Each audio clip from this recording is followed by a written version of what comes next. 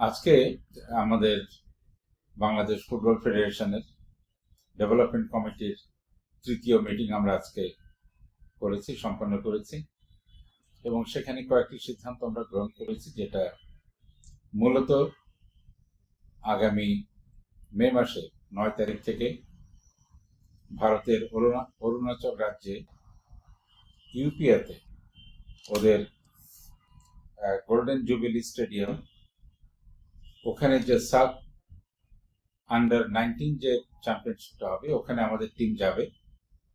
এখান থেকে 6 মে বাংলাদেশ জাতীয় অনূর্ধ্ব 19 দল ভারতের উদ্দেশ্যে যাবে এবং আমি আশা করি এবার এই চ্যাম্পিয়নশিপে আমাদের টিম নিশ্চয়ই আমাদের আশাপ্রদ ফল এনে দিবে। আমাদের এই জাতীয় আন্ডার 19 টিমে ক্যাম্প এবার শুরু হচ্ছে আগামী 16 তারিখ থেকে যশোর শামসুল হুদা ফুটবল একাডেমিতে। সেখানে ওরা প্র্যাকটিস করবে, ক্যাম্পে থাকবে 29 তারিখ পর্যন্ত। এরপরে ওখান থেকে ঢাকা বিকেএসপিতে তারা 1 সপ্তাহ অনুশীলন করবে টার্ফে। এরপরে তারা এখান থেকে ভারতে রওনা দেবে। এবার এটা একটা উল্লেখযোগ্য বিষয় যে ফুটবলের ক্ষেত্রে আমরা পেরিফেরির বাইরের একাডেমিগুলোকে সম্পৃক্ত করছে আমাদেরকে, ফেডারেশনকে সহযোগিতা করার জন্য।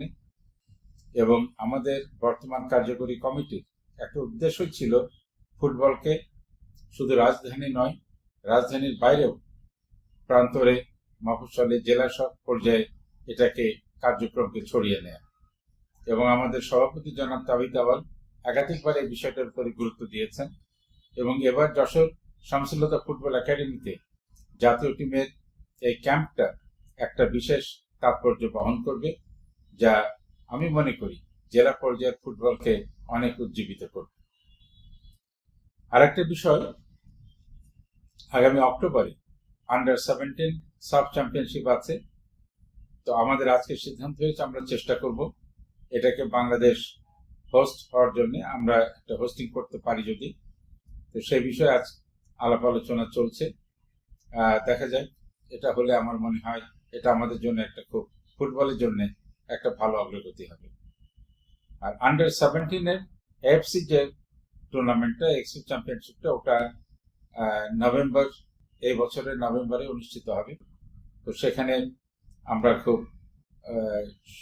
প্রস্তুতি নিয়ে আমরা অংশগ্রহণ করব এবং আমি আশা করি এই এজ গ্রুপের যে 3টা আমাদের বড় ইভেন্ট সামনে রয়েছে, সাব আন্ডার 19 যেটা মে মাসে হচ্ছে, আন্ডার 17 সাব যেটা অক্টোবরে হবে, এবং আন্ডার 17 এএফসি যেটা আপনার নভেম্বরে হবে। এই 3টে ইভেন্টেই আমরা আমাদের দিক থেকে যতদূর সম্ভব প্রচেষ্টা চালাচ্ছি যাতে আমরা ভালো করতে পারি। আশা করি এটা আমরা সফলকাম হবে ইনশাআল্লাহ।